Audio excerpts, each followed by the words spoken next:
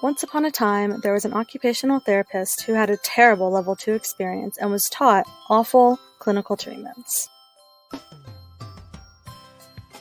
They were taught to be careless and callous, and even though they passed the NBCOT, they did not carry over good practice into their clinical setting. They only passed their level 2 fieldwork because their supervisors were never around to give feedback and always socialized in the local coffee shop.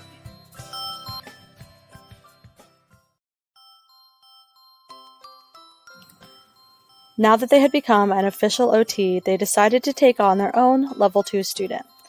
The student they took on had been seeing patients by themselves with no supervision. One day, while seeing a patient, the level 2 student forgot to put their gait belt on the patient they were seeing and they had a small fall. Because the patient was okay, the student wasn't sure whether or not they should document the fall. They went to their OT to ask if they should document, and the educator said no, because they were not there like they should have been and they wanted to cover it up. Coincidentally, the director of rehabilitation was standing nearby and overheard the entire conversation. "No," he exclaimed. The director immediately pulled everyone who gave bad advice to the student, including the student, into a conference room. They pulled up their go-to PowerPoint for people who needed a refresher in clinical ethics and began to speak. You all need a reminder in dignity and beneficence. According to the AOTA 2020 Occupational Therapy Code of Ethics, dignity indicates the importance of valuing, promoting, and preserving the inherent worth and uniqueness of each person. This value includes respecting the person's social and cultural heritage and life experiences. Exhibiting attitudes and actions of dignity requires occupational therapy personnel to act in ways consistent with cultural sensitivity, humility, and agility.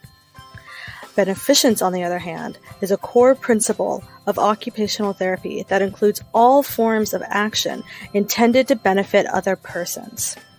The term beneficence has historically indicated acts of mercy, kindness, and charity. Beneficence requires taking action to benefit others. In other words, to promote good, to prevent harm, and to remove harm. We will be having a refresher course very soon for supervisors and trainers to renew their knowledge on professional competence. Everyone here needs to do better and think about the patient first. Everyone was so inspired by the director's presentation that they started cheering and clapping. They did want to be the best clinicians possible and provide the best care to their patients. Afterwards, everyone went to the refresher course on the Code of Ethics. Moving forward, the level 2 student was supervised and taught proper clinical knowledge. He spent the rest of his time applying dignity and beneficence along with all the other core values into his practice. He got to learn much more with supervision from his OT since they had taken a course on how to be a great supervisor for students. The student passed his level 2s with applicable knowledge to excel in the healthcare field. Due to the changes he implemented in his practice, the clinic expanded and started offering courses in professional competence, education, supervision, and training for their clinicians. The course was led by the director and discussed that occupational therapy personnel must maintain credentials, degrees, licenses, and other certifications to demonstrate their commitment to develop and maintain competent, evidence-based practice.